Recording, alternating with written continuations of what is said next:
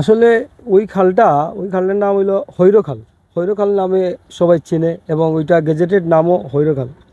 তো আমাদের এখানে কৃষক প্রায় 500-এর অধিক কৃষক এখানে কৃষিকাজ করে আপনাদের ঠিক অপোজিট সাইডে।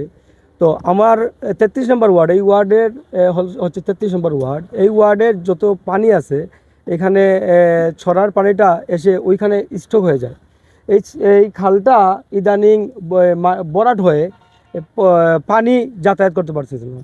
তো আমরা ডিসি সাহেবের সাথে আমাদের আলাপ হয়েছে, আমাদের প্রশাসক সিটি কর্পোরেশন প্রশাসকের সাথে আলাপ হয়েছে, ইওনো সাহেবের সাথে আলাপ হয়েছে। তো ওনারা আসলে উদ্যোগ নিচ্ছেন, কিন্তু ওনাদের উদ্যোগের প্রসেসটা আরও সময় সাপেক্ষ ব্যাপার। এবং এই সময় সাপেক্ষের ব্যাপার যে হওয়ায় আমার বর্তমান বর্ষা সিজনে এখানে প্রায় হাজার হাজার একর জমি পানিতে তলিয়ে যাবে, কৃষি জমি পানিতে তলিয়ে যাবে এবং ফসল নষ্ট হয়ে যাবে। এজন্য আমি আমাদের সদর উপজেলার ইওনো মহোদয়ের সাথে কথা বলে এবং বিভিন্ন এই আমাদের প্রশাসকের সাথে কথা বলে আমি ওইটা নিজ উদ্যোগেই আপাতত ওই পানি যাওয়ার ব্যবস্থাটা করে দিচ্ছি, যাতে করে কৃষকদের ফসল বেঁচে যায় এবং এখানে বন্যার যে প্রাদুর্ভাব এটা থেকে যেন আমরা মুক্তি পাই। এজন্যই আসলে এইটা উদ্যোগটা নেওয়া। এটা সরকারিভাবে কিন্তু খনন হবে, আজ হোক কাল হোক সরকারিভাবে খনন হবে, কিন্তু এর ভিতরে অনেক ক্ষতি হয়ে যাবে। হাজার হাজার একরের ওই যে কৃষি জমি নষ্ট হয়ে যাবে। ওইটা নষ্ট যাতে না হয় এবং কৃষকরা যাতে ভোগান্তির শিকার না হয়, আমার ওই ওয়ার্ডটায় যেন বন্যা কবলিত হয়ে জলাবদ্ধতা সৃষ্টি না হয়, এজন্য আসলে এই উদ্যোগটা নেওয়া। উপকার হইব, ওখানে পানি জমি যায়, আমরা ধান খাইলাই আমরা খেতে করতাম পারি না।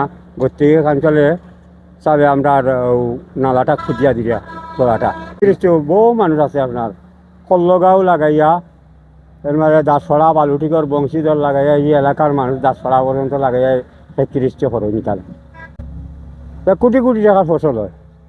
এগুলো আবই বটাই ন আমার অনেক জমিন খেত হয়েছে, আমাদের এলাকার মানুষের খেত করছে, খেতগুলা নষ্ট হয়ে যায়, মেঘর ফান নিয়ে জমাট হয়ে যায়।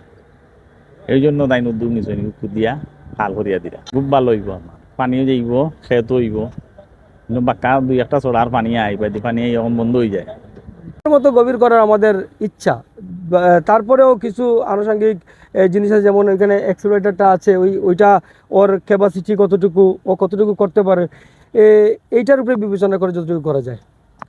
আপাতত হাজারখানিক ফুট হবে ওই যে আমরা খনন করার ইচ্ছা, দেখা যাক। আমাদের ওই যে সামনে আছে সুরমা নদী, তারপরে আরেকটা আছে ওইখানে কুশিগাং নাকি, হ্যাঁ ওইটার সাথেই প্রবাহিত আসলে এটা মেনলি। আমরা আসলে জনগণের সাথেই, আমাকে জনগণ ভোট দিয়ে নির্বাচিত করেছে। আর আমরা যদি জনগণের কথা যদি শুধু স্বার্থর ভিত্তিতে জনগণের কথা চিন্তা করি, তাইলে তো আসলে আমরা জনপ্রতিনিধি হতে পারলাম না। হ্যাঁ, তো আমরা এখানে কোনো স্বার্থের ঊর্ধ্বে উঠে এবং আমাদের কৃষকদের কথা বিবেচনা করে, এলাকার কথা বিবেচনা করে এইটাই আসলে উদ্যোগটা নেওয়া, ব্যক্তি উদ্যোগটা নেওয়া। এখানে কোনো স্বার্থ নেই, কোনো পাওয়ার বা ওই যে হারানোর কোনো কিছু নাই। এখানে শুধুই আমার জনকল্যাণমূলক একটা কাজের অংশ হিসাবে, মানব কল্যাণের অংশ হিসাবে আর কৃষকদের বাঁচানোর উদ্যোগে আসলে এই উদ্যোগটা নেওয়া। প্রশাসক এবং আমাদের এই উপজেলা প্রশাসক ওনারা আসছেন, আমাদের সিটি কর্পোরেশনের যে কর্তৃপক্ষ আছে ওরা আসার পরে ওইটা ওরা দেখে গেছে এবং দেখে ওরা ব্যবস্থা নেওয়ার প্রসেসিং করছে। কিন্তু আপনারা তো জানেনই, একটা প্রসেসিং করতে হলে অনেক সময় ব্যাপার, অনেক কিছু কি বলে অনেক স্টেপ পাড়ি দিয়ে একটা প্রসেসে যেতে হয়। তো ওইটা অনেক দীর্ঘ হয়ে যাবে আমার মনে হচ্ছে। আর যদি দীর্ঘ হয়, এই মাস থেকেই কিন্তু বৃষ্টি আরম্ভ হচ্ছে। এই একটু আগে এখানে আসার মনে হয় 10 মিনিট আগেই প্রচুর বৃষ্টি ছিল। আপনারা দেখতে পারবেন যে পানির স্রোতটা কতটুকু মানে বেশি এইদিকে যাচ্ছে।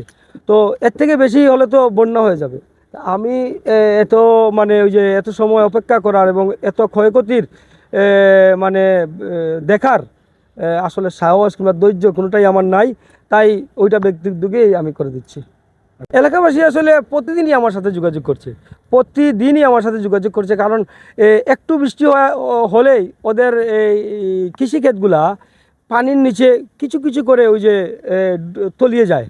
তো তো যদি বেশি বৃষ্টি হয় ওদের আশঙ্কা বেশি বৃষ্টি দিলে ওদের সব ফসল নষ্ট হয়ে যাবে। এজন্য প্রতিদিনই আমার সাথে ওরা যোগাযোগ করছে এবং কখন এটা করাচ্ছি বা কখন ওইটা করবে গভর্নমেন্ট ওইটাই ওরা প্রতিদিন আমার কাছে আসে এবং ইনফরমেশন জানতে চায়।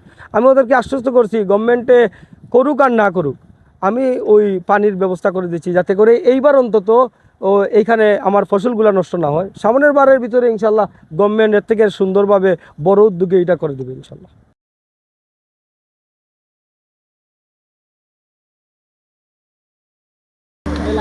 তারা মাত্র